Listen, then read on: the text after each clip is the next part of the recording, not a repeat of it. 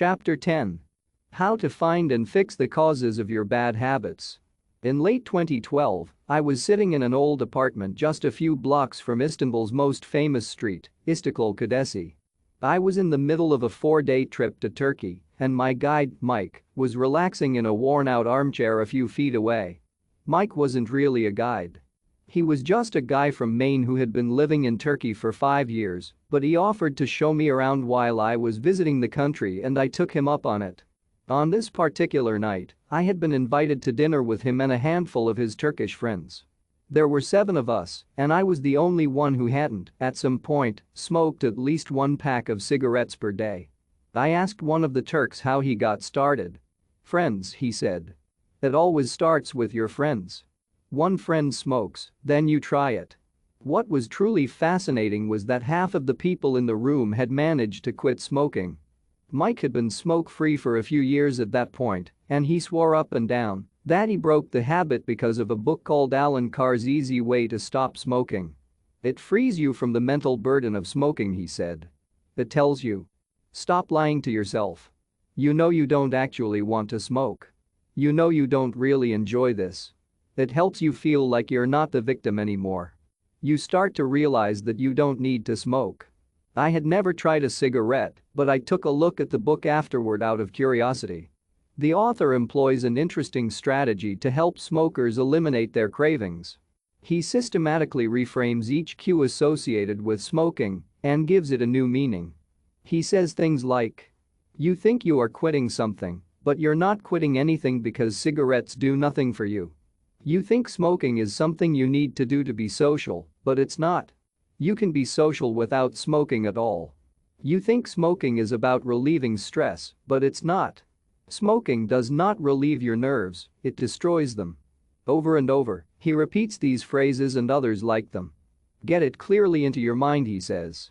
"You are losing nothing, and you are making marvelous positive gains not only in health, energy and money, but also in confidence, self-respect, freedom and, most important of all, in the length and quality of your future life." By the time you get to the end of the book, smoking seems like the most ridiculous thing in the world to do. And if you no longer expect smoking to bring you any benefits, you have no reason to smoke. It is an inversion of the second law of behavior change. Make it unattractive. Now, I know this idea might sound overly simplistic. Just change your mind and you can quit smoking. But stick with me for a minute. Where cravings come from. Every behavior has a surface-level craving and a deeper underlying motive. I often have a craving that goes something like this. I want to eat tacos. If you were to ask me why I want to eat tacos, I wouldn't say, because I need food to survive. But the truth is, somewhere deep down, I am motivated to eat tacos because I have to eat to survive. The underlying motive is to obtain food and water, even if my specific craving is for a taco. Some of our underlying motives include: conserve energy, obtain food and water, find love and reproduce, connect and bond with others, win social acceptance and approval, reduce uncertainty, achieve status and prestige. A craving is just a specific manifestation of a deeper underlying motive. Your brain did not evolve with a desire to smoke cigarettes or to check Instagram or to play video games.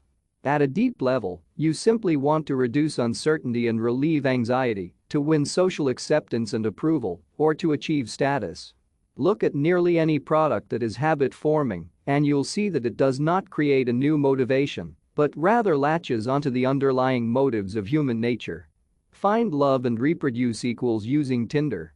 Connect and bond with others equals browsing Facebook. Win social acceptance and approval equals posting on Instagram. Reduce uncertainty equals searching on Google. Achieve status and prestige equals playing video games. Your habits are modern-day solutions to ancient desires. New versions of old vices.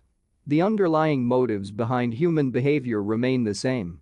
The specific habits we perform differ based on the period of history.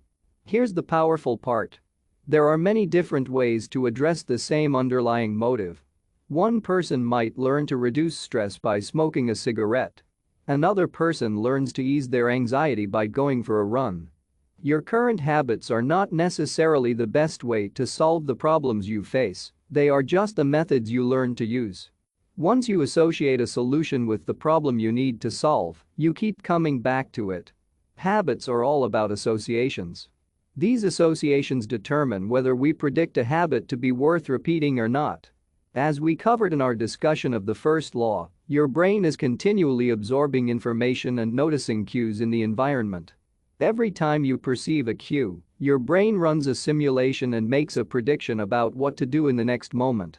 Cue. You notice that the stove is hot. Prediction. If I touch it, I'll get burned, so I should avoid touching it. Cue. You see that the traffic light turned green. Prediction. If I step on the gas, I'll make it safely through the intersection and get closer to my destination, so I should step on the gas. You see a cue, categorize it based on past experience, and determine the appropriate response. This all happens in an instant, but it plays a crucial role in your habits because every action is preceded by a prediction. Life feels reactive, but it is actually predictive. All day long, you are making your best guess of how to act given what you've just seen and what has worked for you in the past.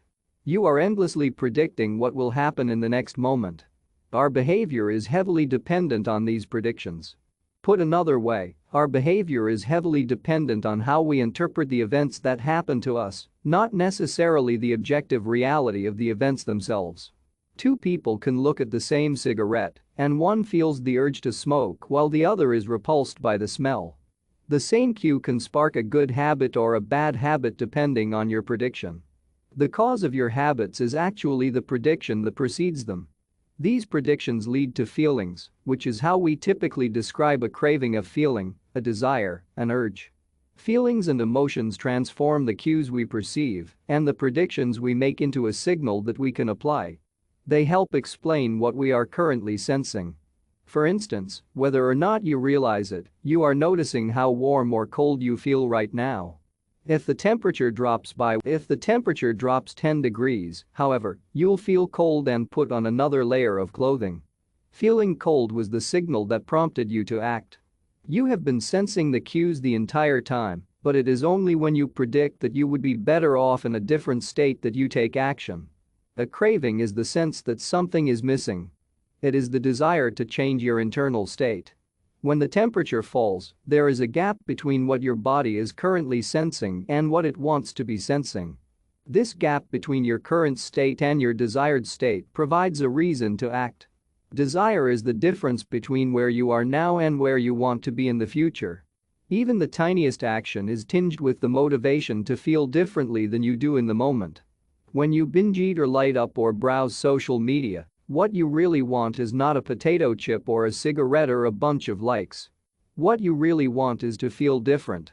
Our feelings and emotions tell us whether to hold steady in our current state or to make a change. They help us decide the best course of action.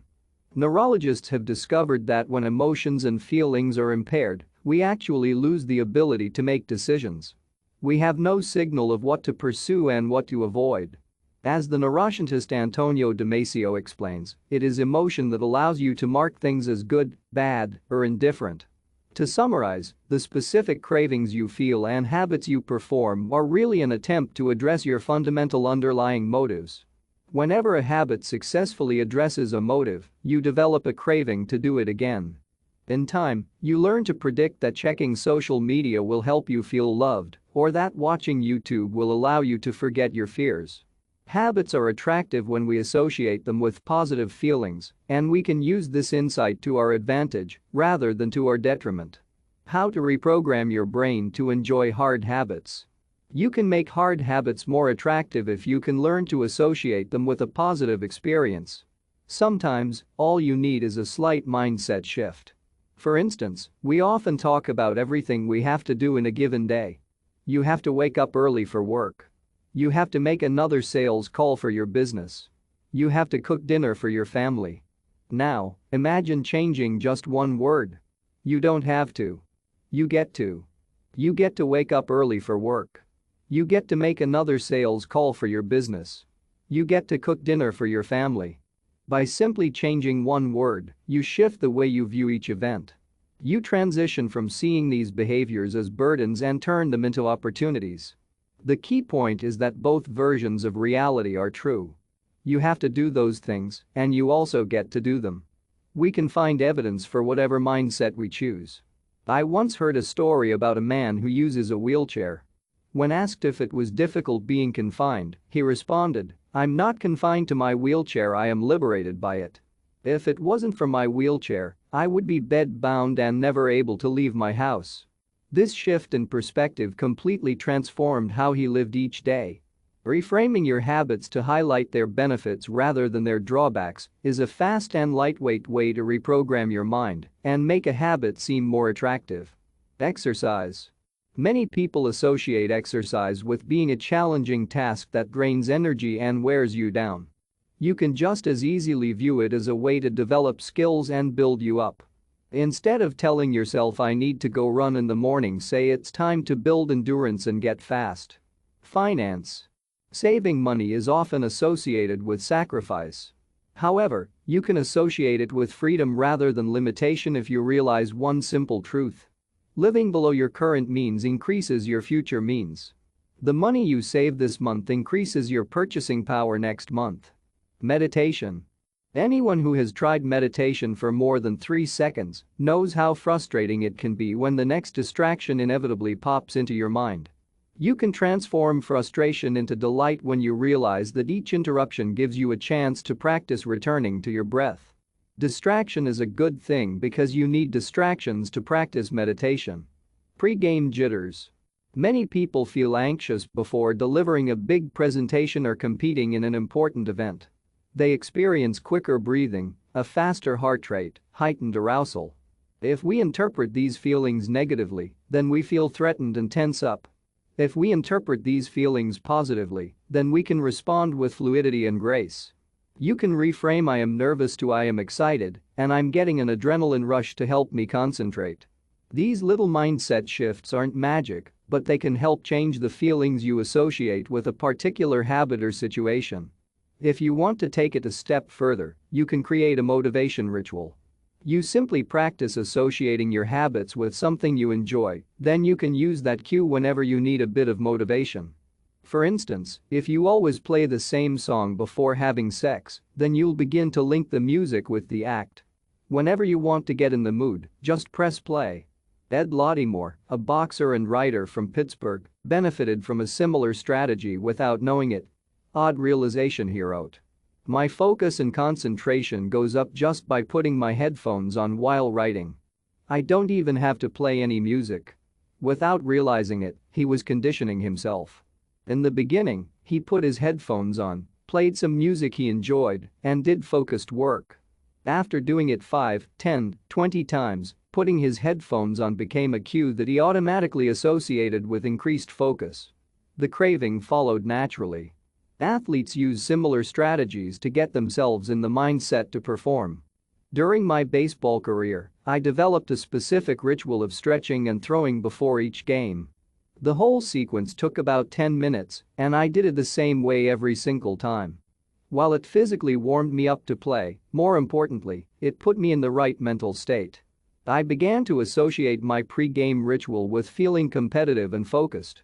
Even if I wasn't motivated beforehand, by the time I was done with my ritual, I was in game mode. You can adapt this strategy for nearly any purpose. Say you want to feel happier in general.